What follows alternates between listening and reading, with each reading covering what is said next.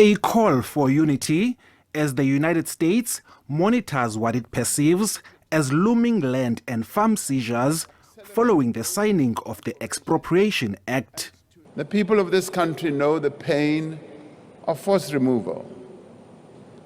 That is why we will never allow forced removals again in this country. And that is why we have a constitution that prohibits the arbitrary deprivation of property.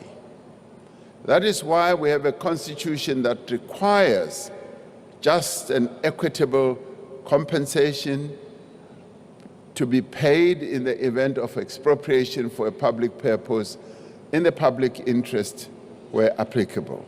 The U.S. has offered the resettlement of South Africans who feel racially discriminated, while South Africa prepares to dispatch an envoy to clarify its position on the Expropriation Act. The president insists the country must remain united.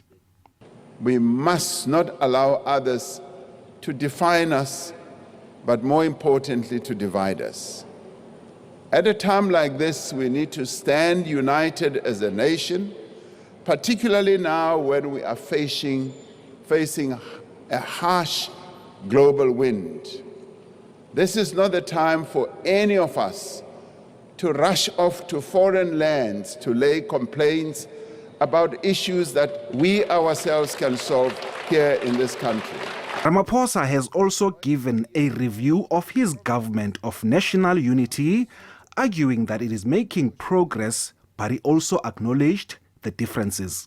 It is expected that the 10 political parties that make up the government of national unity, with their very different perspectives and ideological views, will not always agree and will sometimes feel the need on platforms such as this to talk to their different constituencies. Now, despite these differences, these political parties are working well together.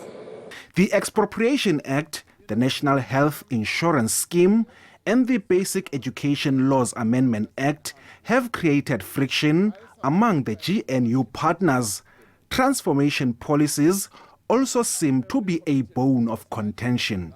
Sometimes people say, yes, you have restituted land to people, but the land that you have restituted has gone fallow. It's not being utilized. And then they say, that is so because you never gave assistance, financial support or otherwise.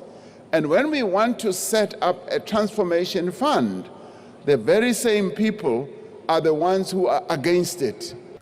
But the president is clear that some of the GNU partners must not claim easy victories. And we are taking forward the far-reaching reforms that we embarked on in the previous administration.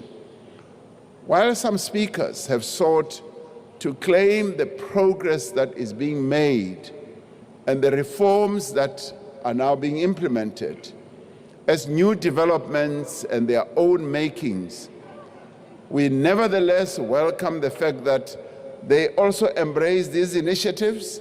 The president delivered one of the shortest SONA replies during his term of office as he prepared to jet off to Pretoria for the memorial service and the government's handover ceremony of the remains.